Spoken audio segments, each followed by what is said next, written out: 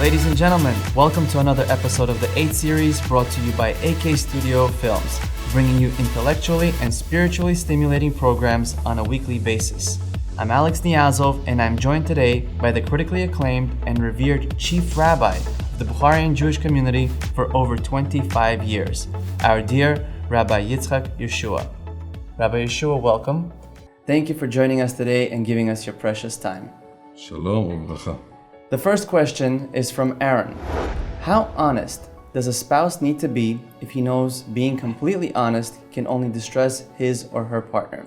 Is it okay to hold that sometimes less is more? Well, we spoke about in the past that there are two powers in life, justice and peace. And they're very wonderful powers, but they are contradicting themselves.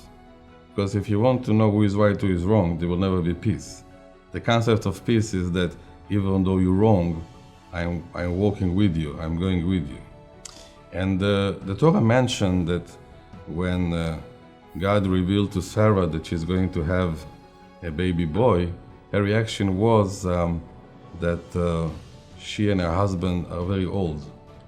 And when God is talking to Abraham, he's telling him that Sarah was saying that she is old. He didn't mention the fact that she said about a man, which we learn from this. The Gemara says that when it's come to harmony between husband and wife, it has to be more in a peaceful way and not in a justice way. But from the other side, we're talking about building a long relationship. So honesty and integrity are going to lead to trust. And as you know, trust is the most important thing in any kind of relationship. So I believe the answer is it has to be honesty, but I believe that the way that things has to be delivered has to be carefully said. Because I'll give you an example just to make it something more real. I have a couple that the mother of the husband, she's needy, and the husband is supporting her. From some reason, the wife look at it as a very insecure way, and she's very defensive in this. So he asked me, the husband, so I say that you have to tell to your wife that we are helping my mother because she is my mother. Now, go to the details. This is going to be done, has to be done in a certain way, not to offend nobody. So I mean like this: husband and wife will live together. They know each other and they feel each other, but and they have to be honest with each other to create a big and a healthy relationship. The only way is how to do it, and you are married too. There is sometimes you can say things and you cannot say things, so you have to use the time how to say it and when to say it. But I believe that to create a long-term relationship, honesty and integrity is a necessity. 100%. They go hand in hand. Yeah. Another question from a viewer submitted. Sarah asks, living in today's generation, promiscuity is on a rise. The billboards, the technology, and women dressing provocatively. How can one pull her husband's attention to focus only on her? Well, I think that there is a positive side too. When it's too many things from everything, any materialistic relation, you have too much, it doesn't become important anymore. If somebody wants to, is going to eat plo every day for the next 2 months, he won't like to eat plo anymore. I believe that today, the only way to enhance this and to overcome this problem is when the time that the husband is home and the time that they have together, if you're going to make it a quality time, you don't have to worry about this kind of thing. This kind of question, I call it the insecure people question, what will happen if it?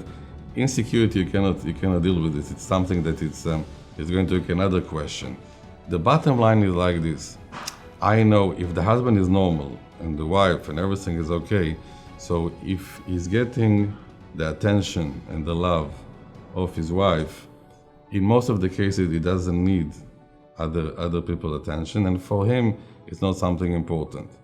The problem starts when in between them they don't use their time on a quality way, and then they're worried about other consequences. The bottom line is like this. We should not be worried so much. But at the time that we are together, the husband and the wife, try to make it a quality time, and they give attention to each other, and this question is going to vaporize by itself. Incredible advice. Thank you, Rabbi. The next question, it's short, but I'm sure it can't be summed up in just about a few words. Boris asks, what is God? The answer is, what is not God? Interesting. That's the answer for you, Boris.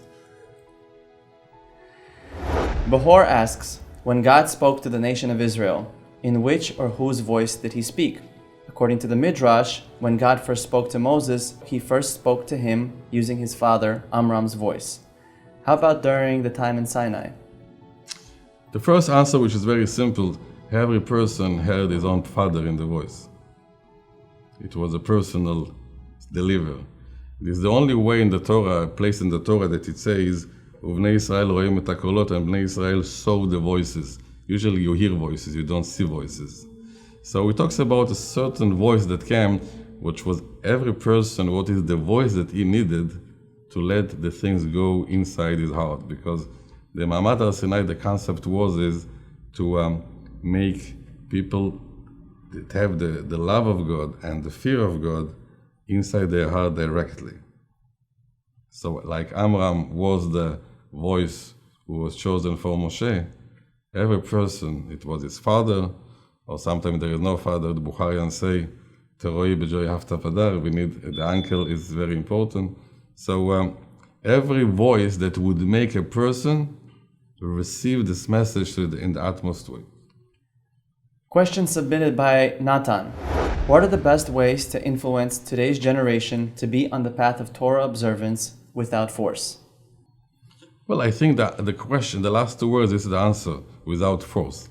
There's a beautiful midrash in the beginning, introduction of Megillat Ruth.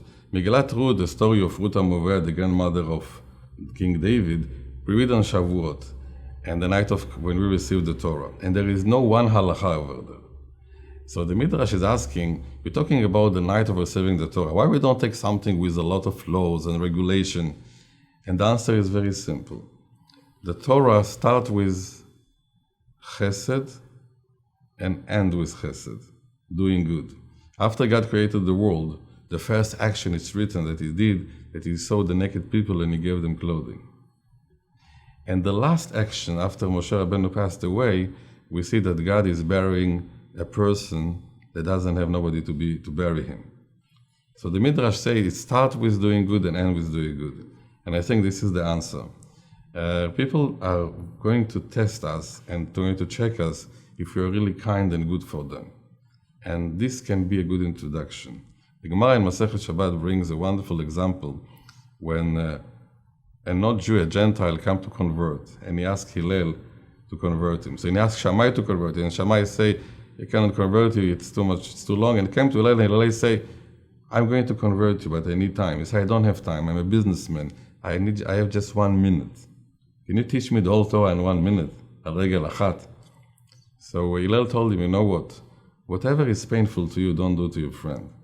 Or in a general thing, love your neighbor as love yourself. And I think this is the only way to access any people, by showing them that you love them and care for them. And slowly, you can help them to become close to Hashem too. To do good, it's contagious. It's a question submitted by Ilana. How does one teach a husband to remember special dates such as birthdays, anniversaries, and to understand to give attention? Well, I suspect that few of the male that I'm dealing with, husbands, I think they have an emotional handicap. They like to forget this kind of stuff. It's not so important. So when ask me what is the magic remedy, I say that it can be when we are a few days before, a few weeks before, like a small reminder in a nice way. And I saw something that's really worked, that when he has his birthday or something that's important to him, and she makes something big from this, and he likes it, usually he can overcome his handicaps. So be a role model and explain them how to do it. So at the beginning, he might be complaining in very defensive, but ultimately he's going to like it because everybody love attention. AB asks, my friends always say they don't want to be religious because they look at Orthodox rabbis and they're always fighting.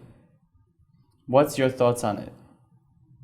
Well, to find excuse why not to be religious, I can find it. It can find from all kind of angles and all kind of corners. I believe that what we see among rabbis or religious people, I think, is that let's say something in the positive side. If somebody is really worried about something, it's important to him, is going to make an issue about it. If somebody is not religious and you see somebody that violates Shabbat, you say, okay, so what is my problem? But let's say somebody is very religious and you see somebody that is not so, it doesn't follow observant, so his pain is why he's going to be punished and why he has to go through this torture, so he cares for this. I believe in our time, most of the arguments I want to believe is what is the right way to make people close to Hashem, and all kind of version and all kind of thought. And because it's important, it's a source of different of opinion, and sometimes it's become a lot of disagreements. But of course, I myself am a big believer that, as the Torah says, the path of the Torah should be all the time peace. And it's the Gemara asks in Masechet Sukkah, there are all kind of branches we might use for Arbaat Aminim, but they are very sharp and can make a pain. So the Gemara says we don't use it even though it's kosher, because we wouldn't believe that God is going to give a painful mitzvah somebody to go through pain. So I believe that we have to grow up, all of us, the rabbis and the people, to know that people can disagree about all kind of aspects and can disagree about all kind of points of view, but it's not an excuse to fight. I believe that the four minim that we are taking, the etrog, lulav, adas, v'ara, represent four kinds of people, more religious, less religious, but we need all of them for this, to make the mitzvah. So I believe that we have to do tshuva and find a way of communicating and sorting up and ironing all kind of disagreements. But this question, basically, these kind of people, they're going to be peace. They're going to ask why they're so peaceful.